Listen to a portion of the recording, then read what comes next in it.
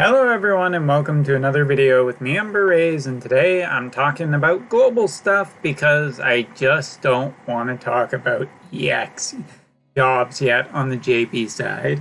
For anybody who's curious about what my thoughts are, I'm still formulating them, but coming down on the big old negative, I don't want to do this anymore side, and yeah, I do mean that.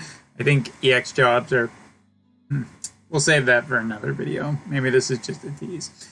Anyway, tonight WOTV ended up getting a bit of a, YouTube video where we got some information on what will be coming next, and long teased and slightly leaked, and quite frankly, we all knew about it because the JP side has done it. Also, my camera's a little high.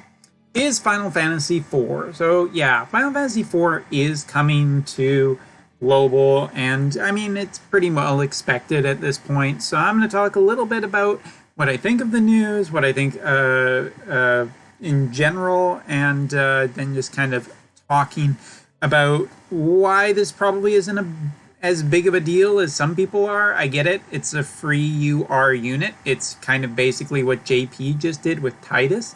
But I do want to talk about Cecil as well, just because, not to ruin anybody's hyper excitement, but yeah, let's get right into it. All right, so first of all, Final Fantasy IV will be coming, and it will be coming with all three of its units. First of all, Cecil will be coming.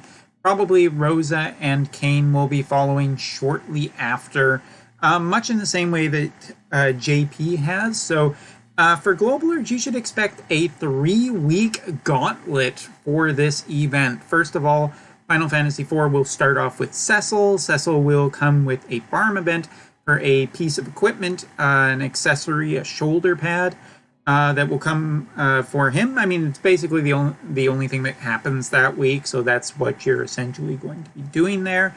Continuing on, after that, Rosa and Kane will come to the game.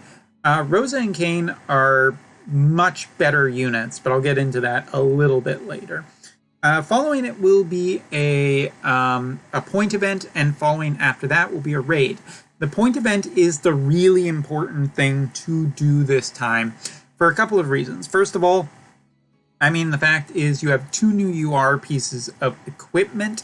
Secondly, I mean, just in general, I mean, it gives out a fair amount of rewards, but getting back to the equipment thing, the equipment is really, quite frankly, the most important thing. Kane's spear and Rosa's bow.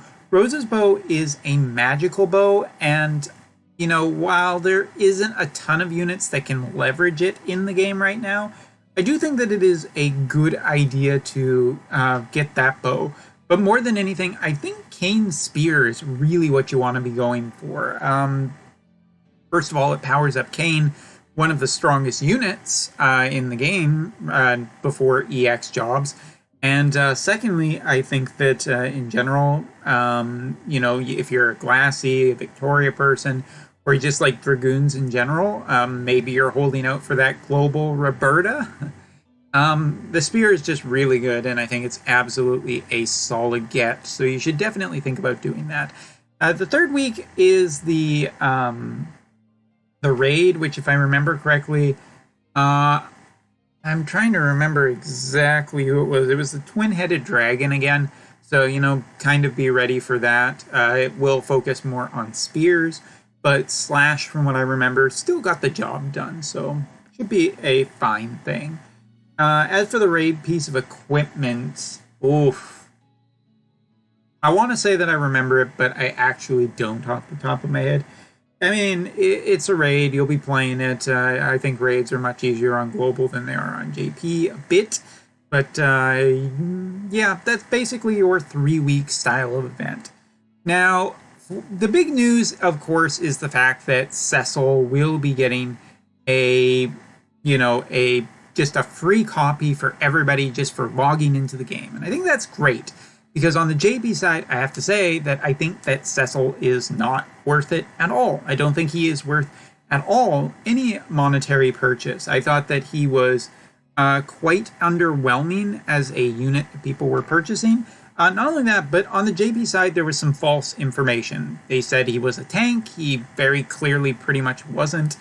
And he ended up just really being a big disappointment, especially, you know, if you were looking for someone else other than Warrior of Light or some of the other tanks in the game. Cecil just kind of underperformed and still underperforms.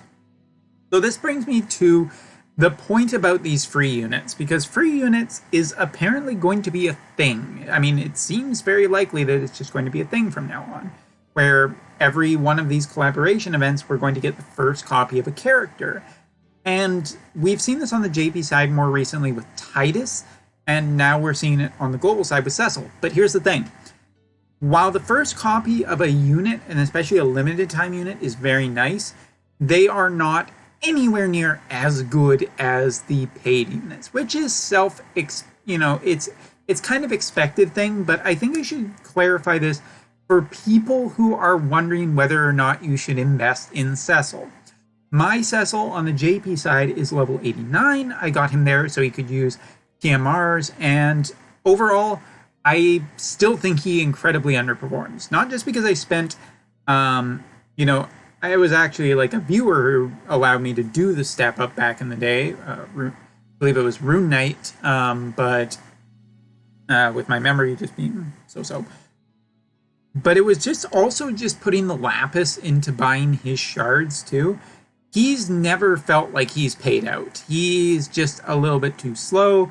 He siphons off way too much of his own HP. I don't think it's really good value. And there are a lot of times where your units aren't together on a map and it's too inefficient to move them together before you just should go in and attack the enemy with, time limits and whatnot. So Cecil has been massively underperformed for me. In the more recent raid, the Diablos raid, he was good for being a light chainer, but Thancred could be the exact same thing. Or Ramza could be the exact same thing. I mean, Elsie, there's a lot of other units. So while I admit that Cecil coming, as a free thing is great for anybody who likes Cecil, and Cecil's not a bad unit before I get 100 angry comments or 10 angry comments. People being like, what the hell? Why you gotta be so shitty against Cecil? I'm not really. Cecil is a fine unit, but in terms of the amount that you need to spend on him, getting him to max and everything, I don't think it's really worth it. I just don't. I come down on the side that either he would need buffs on global, and I would need to see what those buffs are. But yeah, I know some people on the JP side have used him and liked him. I haven't found him to be better than a lot of other units, so I'm just going to say, you can build him for sure. That is your freedom, globaler. But with all this stuff coming up, including limited time Christmas units, I think you should be very careful where you're spending your resources, and Cecil is probably not worth it. Okay, now talking about the other two units really quickly, about Kane and Rosa. Rosa, I think, is really nice if you're touting that ice team, if you have Gilgamesh and everything. She's a healer, she also does damage, you can debuff the ice element. There's a lot of good things in Rosa's kit. Now, on the JP side, has Rosa been the most dynamite thing? Yeah, no, but she definitely hasn't been bad. There have been... I know there are people on the JP side who like her, and I think she's way better than Cecil, so getting a Rosa is definitely not a bad thing if you are still looking for a UR healer or potentially looking for something to support an ice team. I think Rosa's great. But the ultimate on this banner, and probably will still be, is Kane. Kane is by far and away was a huge meta shift on the JP side, because he started showing up in every single team, and he's still in a massive amount of teams, even with Sakura coming along, who is his direct counter. And I understand that people might be saving for future limited, such as Titus, Yuna, or Orin, or maybe you're saving for Cloud, Aerith, or Tifa, potentially in the future, or Final Fantasy 9, Final Fantasy 8, whatever. But I do think that Kane is worth at least an exclamation point, or at least a cell phone notification, because he is a really good unit, and he is really powerful, and he really did represent a pretty strong meta shift. Now, on the global side, you guys also have Halloween Leela and Halloween Raryu much earlier, but they're not really an answer to Kane. Kane is still incredibly powerful. So if you're looking for the Dragoon, Kane is the Dragoon. That's the one you get. All right. Now, just trying to think if there is anything else. Yes, we have a couple, or just a few other things. First of all, the Chocobo Vision card. I love this. This is an absolutely fantastic. It's a healer summon. It's a cheap version of the House of Beloev card from the Tactics event. And I'm sure I've said that wrong, but whatever. I don't really care that much. You understood it anyway. It's also a cheaper version of Dark Helena. It comes with a Chocobo. I like everything about this card. I've been running it on JP for a while. It's pretty easy to max. And yeah, so if you're looking for an agility up card, I recommend this a lot. And just looking around if there was anything else I was forgetting. Weekly campaigns. All of this is very nice. Challenge missions. I would expect, for anybody who's curious, I would expect a bingo board. They seem to have gotten rid of the complete, purchase or spend so much lapis kind of thing, and now it seems to be just on the bingo boards.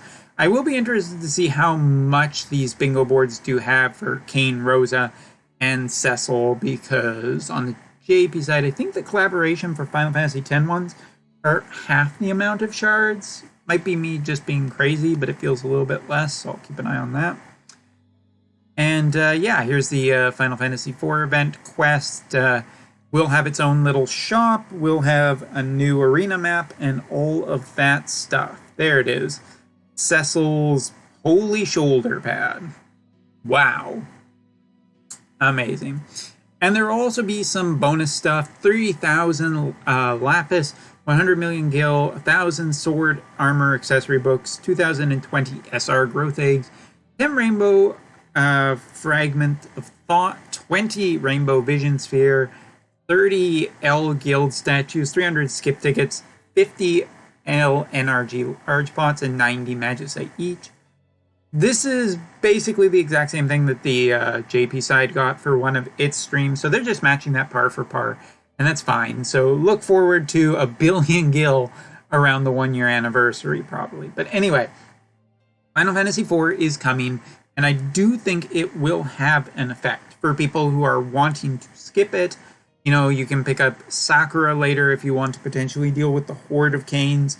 Just keep an eye on, what's going on, and maybe you'll just go for that Sakura instead so you can beat all those Kanes up.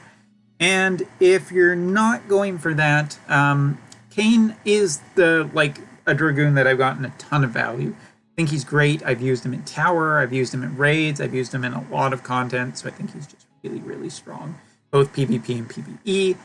Rosa, I want to say a little bit more just PvE stuff, but I might be underestimating her PvP. And, but also Yuna is a thing now, so that's a thing to consider.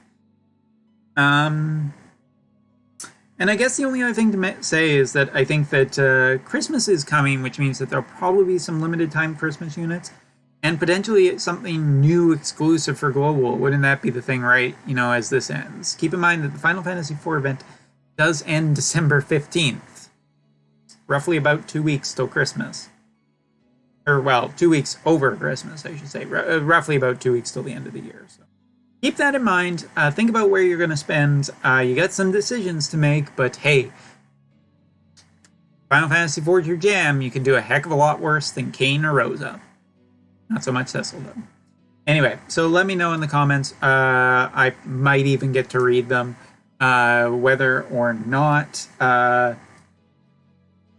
you are going to be pulling for the Final Fantasy IV units, or you're just going to pass on this one. And here as a bonus from my last video, something I don't think I mentioned was the fact, no, there is no guarantee for Bahamut. It's a UUR card. You pay through the nose for that one. Half rates. Anyway, thank you very much for watching. Take care. See you next time.